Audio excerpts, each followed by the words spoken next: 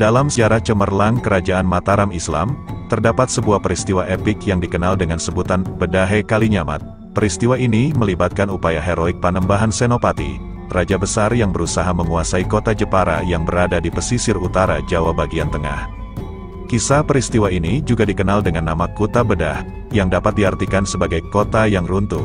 Tempat ini merupakan bagian penting dalam wilayah Kerajaan Kalinyamat, yang saat ini berada di wilayah Desa Robayan, Kecamatan Kalinyamatan, Kabupaten Jepara. Penggalan cerita ini kami kutip dari buku berjudul Tuah Mataram, dari Panembahan Senopati hingga Amangkurat II, yang ditulis oleh Peri Mardiono. Pada masa lalu, wilayah Kerajaan Kalinyamat dan Jepara adalah bagian dari Kadipaten Kesultanan Demak. Namun, saat terjadi perang saudara di dalam Kesultanan Demak yang dipimpin oleh Sunan Prawoto dan Arya Penangsang, terjadilah pembunuhan Sultan Hadirin. Akibatnya, wilayah Kalinyamat dan Jepara menjadi kerajaan sendiri dengan wilayah kekuasaan meliputi Jepara, Kudus, Pati, Juwana, Rembang, dan Mataram. Sejarah mencatat bahwa wilayah Pati dan hutan Mentaok Mataram diadakan sayembara untuk siapapun yang berhasil membunuh Arya Penangsang. Tembok benteng Kerajaan Kalinyamat yang kokoh membentang di beberapa desa, yang saat ini dikenal sebagai Purwogondo, Margoyoso, Kriyan, Bakalan, dan Robayan.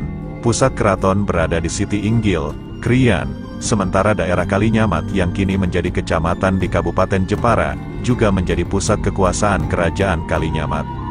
Tentang peristiwa Bedahe Kalinyamat, terdapat dua versi yang menarik.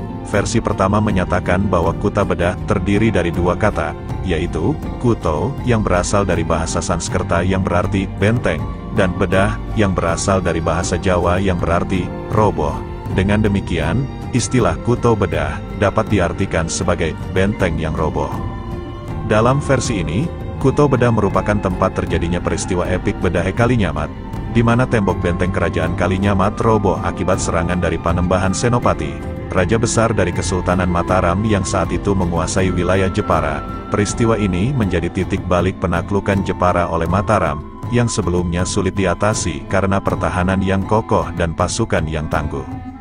Pada saat itu, Kerajaan Jepara tidak lagi dipimpin oleh Sang Ratu, melainkan oleh Pangeran Arya Jepara, putra Sultan Maulana Hasanuddin dari Kesultanan Banten. Pangeran Arya Jepara sempat berkuasa dengan berhasil menduduki Bawean hingga tahun 1599. Namun, kekuasaannya berakhir ketika Panembahan Senopati dari Mataram melancarkan serangan ekspansif yang akhirnya berhasil menaklukkan Jepara. Kota Kalinyamat pun mengalami kehancuran total. Peristiwa tersebut mengubah jalannya sejarah Jepara, yang kemudian menjadi bagian dari Kerajaan Mataram dengan dipimpin oleh pejabat setingkat bupati yang ditunjuk oleh Kesultanan Mataram. Versi kedua dari Kuto Bedah, menyiratkan arti kota yang meledak, atau runtuh. Alasan dibalik sebutan ini adalah karena tempat tersebut dulunya merupakan bagian dari kota Kerajaan Kalinyamat yang berada di dalam tembok benteng. Selain itu, pada masa penjajahan, kota ini juga pernah diserang dengan bom oleh Belanda, sehingga mengalami kehancuran yang parah. Maka, peristiwa bombardir dari kaum kolonial membuat kota ini disebut sebagai kota yang runtuh, yang dalam bahasa Jawa dikenal sebagai Kuto Bedah. Panembahan Senopati lahir dengan nama Danang Sutawijoyo atau Sutawijaya, sebagai putra Ki Gede Pemanahan, yang merupakan pelopor terbentuknya Kerajaan Mataram Islam. Perjalanan sejarah pun membawa kita ke masa lalu, ketika Kota Gede menjadi pusat sejarah berdirinya kerajaan ini. Awal mula berdirinya Kerajaan Mataram Islam dapat ditelusuri saat Sutawijaya dan Ki Ageng Pamanahan membantu Jaka Tingkir dalam upaya membunuh Arya Penangsang. Jaka Tingkir kemudian mendirikan Kerajaan Pajang. Sebagai hadiah atas bantuan tersebut, tanah Mentaok, kini menjadi Kota Gede, diberikan kepada Ki Ageng Pamanahan dan Sutawijaya. Pada masa pemerintahan Ki Ageng Pamanahan, Mataram Islam hanya merupakan sebuah kadipaten di Kerajaan Pajang. Namun, setelah wafatnya Ki Ageng Pamanahan pada tahun 1575 Masehi, Sutawijaya memisahkan diri dari Kerajaan Pajang dan mendirikan Kerajaan Mataram Islam pada tahun 1582 Masehi. Naik tahta sebagai Panembahan Senopati setelah berhasil membangun Kerajaan Mataram Islam, Sutawijaya mengangkat dirinya sebagai Sultan dengan gelar Panembahan Senopati dengan gelar Senopati Ing Alaga Sayyidin Panatagama, yang menunjukkan kekuasaannya atas pemerintahan dan keagamaan. Gelar Senopati menjadi sebutan panglima perang dalam kerajaan tersebut. Kerajaan Mataram Islam di bawah kepemimpinan Panembahan Senopati merupakan sebuah kerajaan agraris yang pusat pemerintahannya berada di Kota Gede. Di bawah kepemimpinannya, Kerajaan Mataram Islam tumbuh menjadi kerajaan yang kuat dan berhasil menguasai wilayah Kerajaan Pajang yang sedang dilanda perang saudara. Bahkan, wilayah-wilayah yang sebelumnya melepaskan diri dari Kerajaan Pajang berhasil disatukan kembali oleh Panembahan Senopati, membuat desa-desa berkembang menjadi kota yang makmur dan ramai. Banyak kerajaan taklukan di bawah kendali Mataram, termasuk Kedu, Bagelen, Pajang, Mangiran, Blora, Madiun, Pasuruan, Ponorogo, Jepara, Demak, dan Pati, menjadikan wilayah Mataram semakin luas dan kuat. Karya seni batik legendaris Panembahan Senopati tak hanya sebagai seorang pemimpin dan tokoh berpengaruh.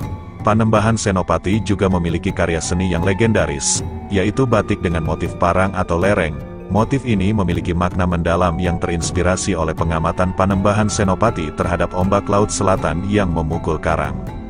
Konon, dalam pengamatannya, Panembahan Senopati bertemu dengan penguasa Laut Kidul atau Nyi Roro Kidul. Sejak saat itu, motif parang atau lereng diidentikan dengan huruf S, yang menggambarkan ombak samudra yang selalu terhubung tanpa putus. Motif garis lurus diagonal pada batik parang melambangkan rasa hormat, keteladanan, dan ketaatan pada nilai-nilai kebenaran, serta menjadi simbol keteguhan seorang pemimpin. Dengan perpaduan sejarah keagungan Kerajaan Mataram Islam dan keunikan seni batik Panembahan Senopati, warisan berharga ini tetap hidup dan terus dikenang oleh generasi masa kini. Semoga, dengan menelusuri jejak Panembahan Senopati, kita dapat lebih menghargai warisan sejarah Indonesia dan memahami arti mendalam dari karya seni yang menjadi simbol peradaban masa lampau.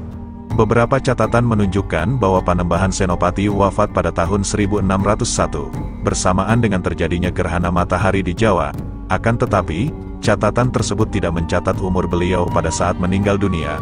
Bahkan, beberapa sejarawan beranggapan bahwa ia telah memimpin Mataram selama sekitar 15 tahun. Namun, dugaan ini juga tidak dapat dipastikan kebenarannya. Terdapat beragam pendapat mengenai usia kematian Panembahan Senopati. Sebagian berpendapat bahwa ia meninggal dalam usia sekitar 40 tahun. Sementara pendapat lain menyebutkan bahwa ia wafat pada usia 20-an tahun. Ironisnya, meskipun ia dikenal sebagai sosok yang sakti, penyebab kematiannya tidak jelas, membuatnya semakin misterius. Salah satu catatan dalam Babat Sengkala menunjukkan bahwa Panembahan Senopati meninggal di Kajenar, sekarang Sayangan, Jagalan, Kota Gede, dengan pusaranya berada di Kompleks Pesarian Mataram di Kota Gede, Surakarta. Namun, penyebab pasti kematian belum juga terungkap. Beberapa teori tentang kematian Panembahan Senopati pun bermunculan. Salah satunya menyebutkan bahwa ia tewas di tangan cucunya sendiri, anak Ki Ageng Mangir, yang berusaha membalaskan kematian ayahnya. Teori lain berpendapat bahwa arti sebenarnya dari Sedo ing Kajenar bukanlah kematian di desa bernama Kajenar, melainkan kematian di tangan keturunan Mangir yang berarti kuning, yang merupakan warna yang diasosiasikan dengan keturunan Mangir. Sejarah kerajaan memang syarat dengan kompleksitas dan variasi pendapat, menyebabkan kesulitan dalam memastikan kebenaran tentang penyebab kematian Panembahan Senopati. Sementara ia dimakamkan di Kota Gede, tahta Mataram, kemudian digantikan oleh putranya, Mas Jolang yang bergelar Panembahan Hanyokrowati.